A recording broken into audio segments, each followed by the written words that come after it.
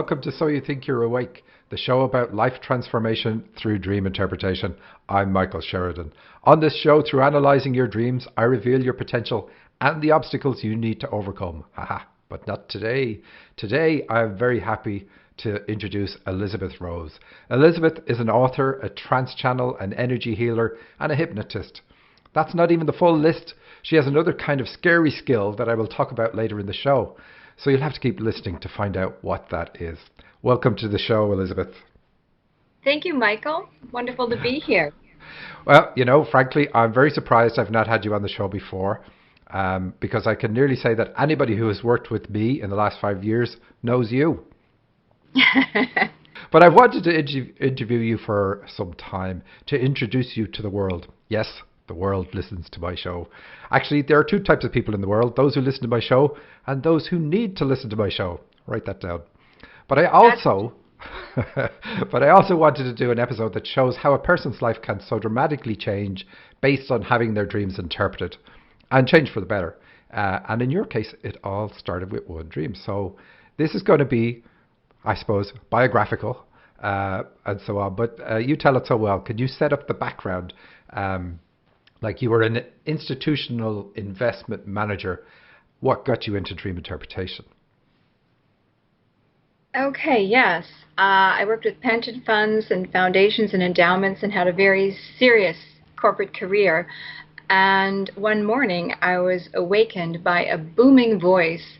And I woke up. I didn't see anyone in my room. And then suddenly the voice spoke again. And it guided me to find you on the internet. Now, I had this very disturbing dream, and I had 7 dream books, and none of them answered my questions about the dreams. And so this booming voice guided me to find you. And so there you were. At the time, you were in Ireland, and I sent you a paragraph describing the dream, and you responded, and I was really surprised by what it said, but basically it said that my personality, it described it in detail. It said that your interpretation said that my relationship would come to an end, that I was attacked in childhood and I had to go back in time to heal that, and that I would enter into a deep depression. Now, I had lived through anxiety and depression as a child, and I thought, that's not going to happen. None of that's going to happen. Well, it all came true. Well, yeah, I'm full of good news like that. You're woken up by a booming voice and there's nobody in the room. That's part one. Good. I haven't been broken into. And then you hear it again. I'd still have to change the bed sheets. It was such a strong, booming voice. I didn't think twice. The second time, I just jumped out of bed and I started Googling for the message that it gave me. And it said, find Joseph. And so you found Joseph. It said dream Joseph interpretation. Joseph is coming. Joseph is coming. And then here I am digging through the internet trying to find who is Joseph. And the only one that pops up is Joseph and the Amazing Technicolor Dreamcoat and Joseph of Egypt. And I hadn't seen that play. So then I realized it's the same Joseph. And then I found you right after that. I looked up Dream Interpreter, and bang, there you were on my screen. And so that's how I found you. It was what I didn't realize at the time was that was my first experience channeling. Yeah, it's kind of interesting.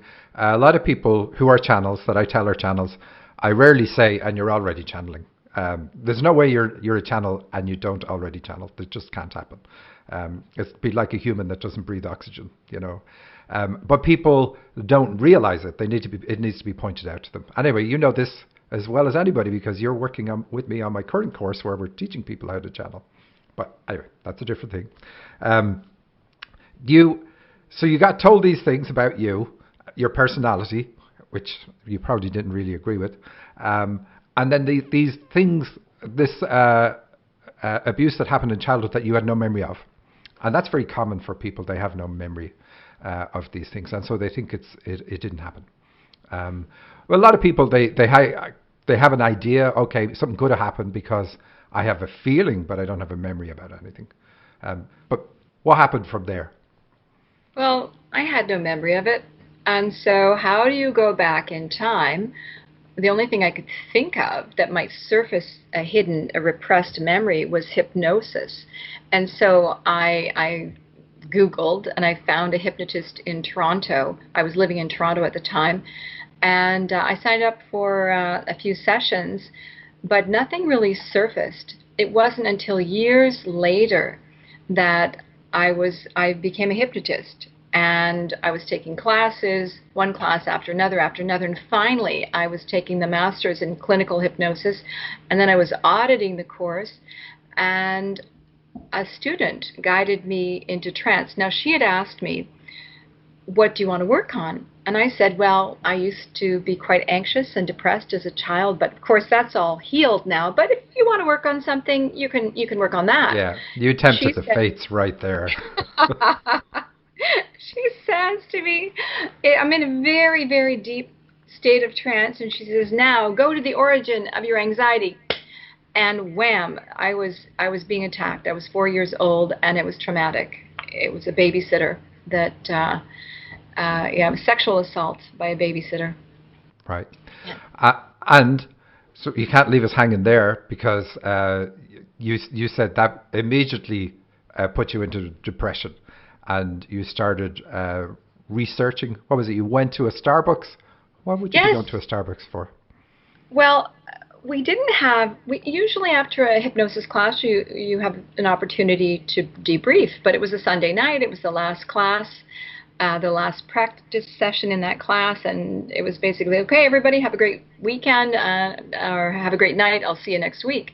And so I didn't know what to do. I just discovered that I'd been assaulted as a 4-year-old. What do you do with that? So I went to Starbucks, and I sat with my computer in Starbucks, Googling again, trying to figure out, what do you do if you are an adult who was sexually assaulted as a child?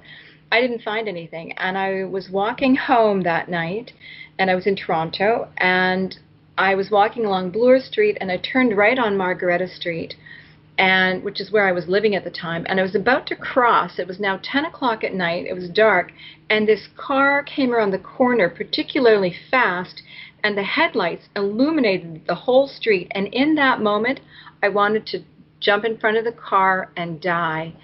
And then it hit me. That's where that feeling had come.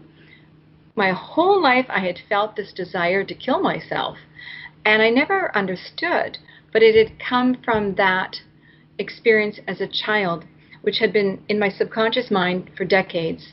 And your dream interpretation had told me it had to be healed. I had to go back and heal it. So that was the healing. After that, I was fine. I was never depressed again. Yeah, that's excellent. And the what I love about that story is how you go from the worst point, like feeling like life isn't worth living, to immediately it's done, it's dealt with. And healing can be that instantaneous. Of course, you did a lot of work on yourself in the meantime. I have to just say, I told you a few things. Were you still married at this time? No, no. The dream had said that my relationship would end, and indeed it did end. And so I was alone living in Toronto at that time. So yes, again, the prophecy. And right when I was still in the relationship, I'd had that dream. It had said that I would find myself in a deep depression, and it happened 2 weeks later. I actually won a big account, a $1 billion account, and found myself, oddly enough, in the depths of despair.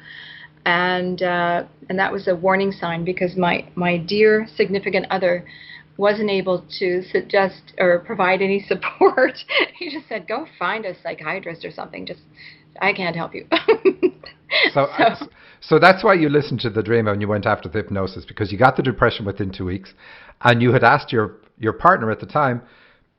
You said, here's what this guy says about my personality, and he said, yeah, that's true. And you're like, that can't be right.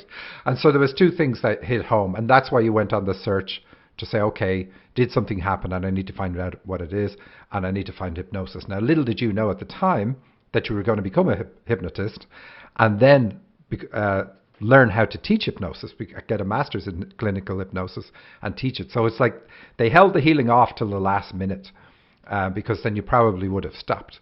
But it really set you up for so many other things that then happened later in your life. And you went from there, and I know we've skipped some things, but you went from there into energy healing. Again, a connection that was made through hypnosis. Yeah. Well, while I was studying hypnosis, metaphysical hypnosis, masters, pain management, one day we received energy healing, and it was a metaphysical thing.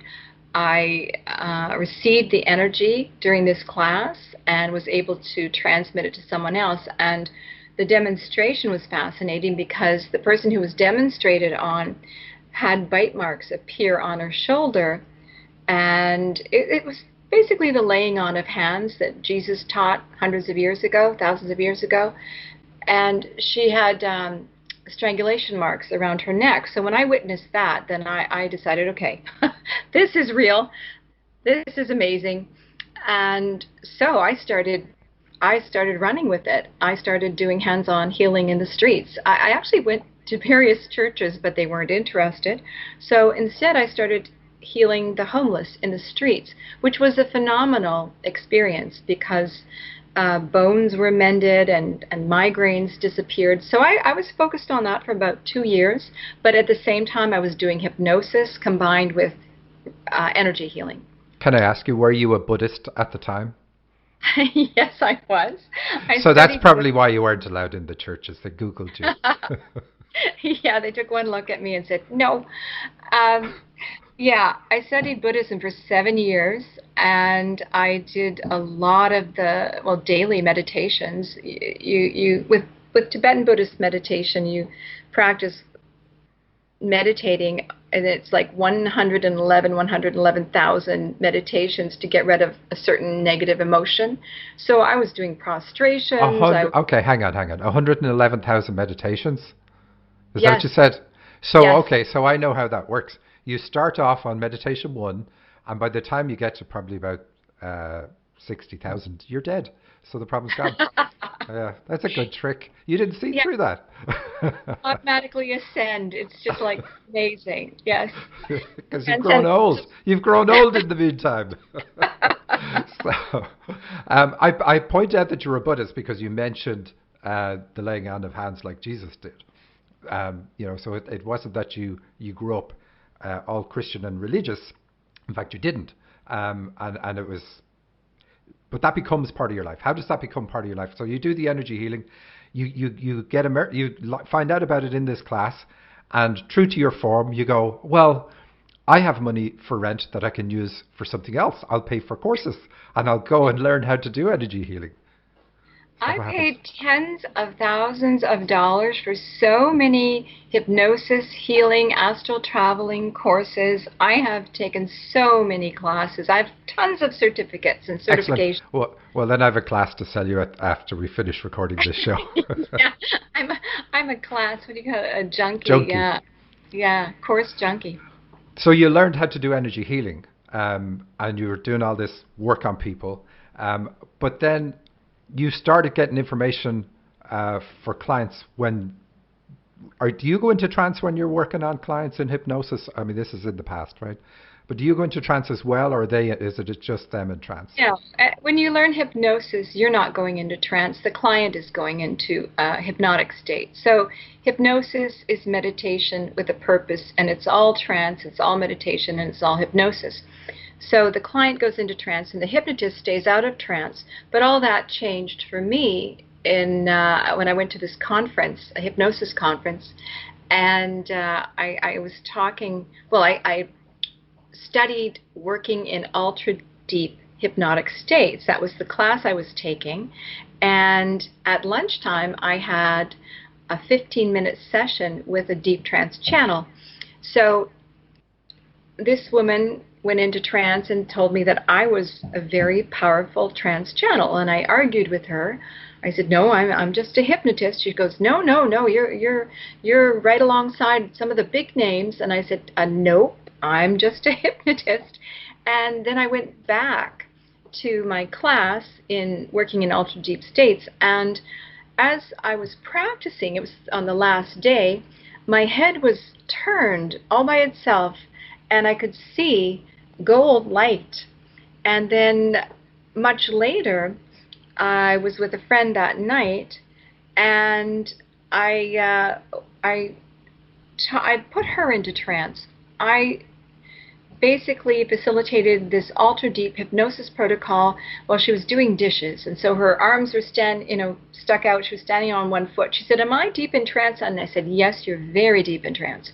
And I said, "Oh, by the way, I'm a channel." She says, "Great, I have questions." So then now she knew how to do this protocol, so she turned it around and took me into trance. And while I was deep in trance, my head started moving again, and my head started moving up. And as it was moving up, she was asking questions. And this authoritative voice was answering, "You will do this, you will do that." And then my head turned to the right, and it kept turning to the right. And I saw the gold light. And she's asking more questions. And these voices are saying, "We this and we that." And I said, "Who's we?" And suddenly I saw 9 angels stacked up in rows of 4, 3, and 2. And I described this to my friend. She said, "Oh, it's a choir of angels." So that was how I became a deep trance channel. And but you can put yourself into trance. You didn't need your friend anymore to do it for you. Oh, no. I go into trance because I'm a hypnotist. Well, I will say this.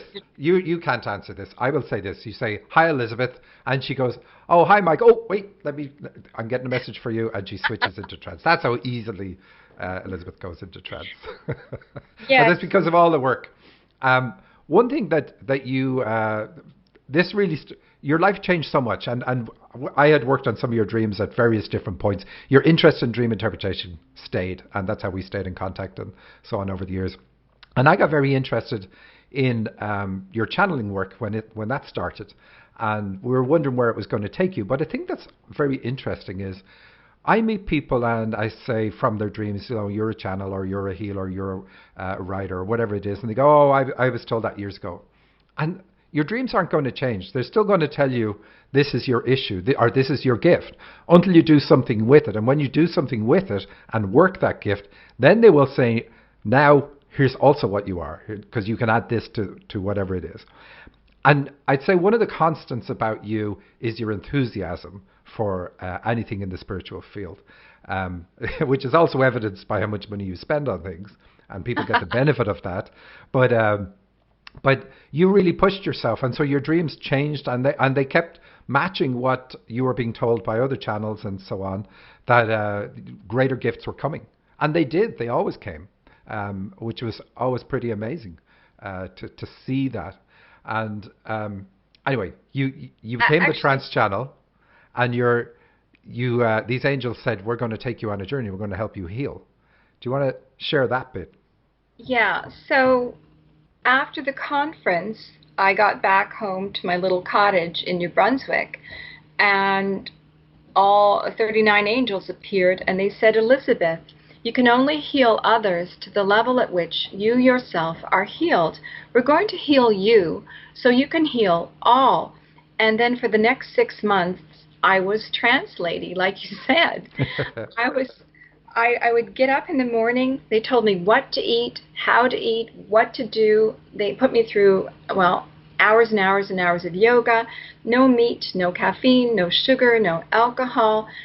Past life regressions, they facilitated them directly. Life between lifetimes, and so many energy transmissions. It was boot camp. It was angel boot camp, but they called it full immersion into spirit. So then you started running this course, Full Immersion into Spirit, and you would take clients and you would do to them what the angels did to you, because you thought, well, if I had to go through all this karma, then you're going to do it. No, I'm joking. You knew that this is how to heal somebody, bringing them back, a mix of healing energy on them, letting them see past lives, revisit things in this life, and then working on healing those over and over. And I can I can give an endorsement for this program because when you started doing this, I think pretty soon after you started doing it, I said, "Hey, I want to do this," and I travelled up to New Brunswick and stayed with you for like 4 days to do the full immersion course because it's morning till evening. She will make you do yoga. She will not let you drink sodas. She is cruel. and, Not but me, it's the angels. yeah. Oh, the angels. It's the angels. But the other thing is, you told me not to drink sodas for like 3 months beforehand, and so there was a few other things I did, and I have to say it was absolutely mind blowing, very very transformative, and I've done a lot of things. So a good few of my friends, in fact, have done this course based on how well they saw it working for me. But I'm looking at the clock, and we're really burning up at the time. So let's continue on. The angels put you through all that. You developed the full immersion into spirit, and then I started using you. Yeah, I started using you in my courses. I said this earlier. So in the last 5 years, anybody that does my courses, I've my signature course, that is, I include a session with you on it because you do the trance channeling and the healing and so on, and it dovetails so well into the work I do, and I find it interesting. We've never had to have a case where I say, "Hey, I'm sending you this person. Here's their issues that I see in their dreams." You get it all the same way, and it all matches really well. So now we use it as like a belt and braces. If you say something that I missed, or I say something you missed, it's like, okay, it's good not to talk to each other about it, and I just find that remarkable too. Also, what's interesting is if I'm doing cutting the ties with somebody, helping them with that process, normally I can't have anybody work on them. But the work you do, and also Ann Tucker as well, you guys can still work with people when they're doing other light workers' work, which is amazing, and an endorsement from the angels, I suppose, is what you would say. Again, I'm looking at the clock. So it's quite a switch, though, from your previous job. That's the point of this show. It's such a switch. You now help people repair their soul. That's what you do.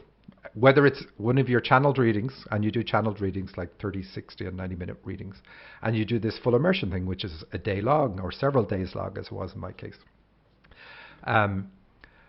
The other thing that I wanted to bring up that I said was kind of scary is you also remove entities from people. Well, no, I don't want you to tell the story of how you got into that because people would be horrified. But it's something that I see in people's dreams every so often. I'll see, oh, this person has an entity. And entities aren't necessarily a bad, like, evil thing. It can be a negative emotion. It can be, whatever. Maybe you'll describe this and describe why you do it. I know it has to be part of full immersion. But the look on your face tells me like I've dropped you in it here. Which is great. Yeah. So in 2012, I was channeling Christ, and Christ said, "Elizabeth, I need you to go into the darkness." And I thought maybe an impoverished country or something. Sure, no problem. But no, he meant, I need you to go into the darkness and pull out whatever doesn't belong in somebody who's holding on. A lot of times it's just an emotion, a really negative emotion. But it's interesting. The non-physical world is full of all kinds of interesting things at all different levels of consciousness. And we are either evolving in consciousness or we're de-evolving.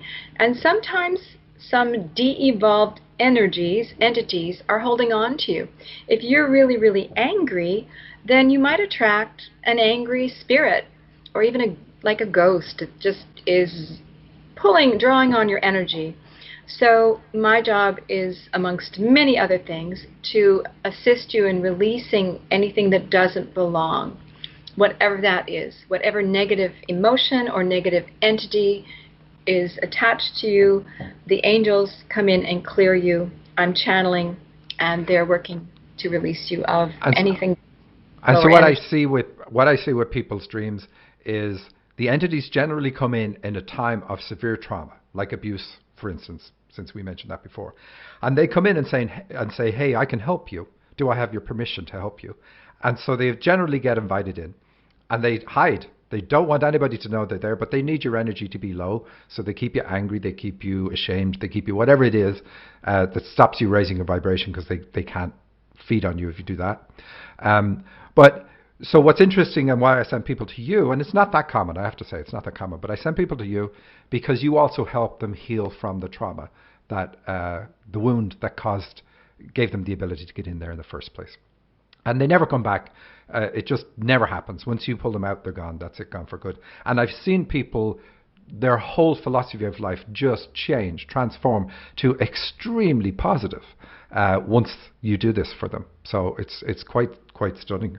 And we are definitely close to the wire now, time-wise. So what else do I want to say?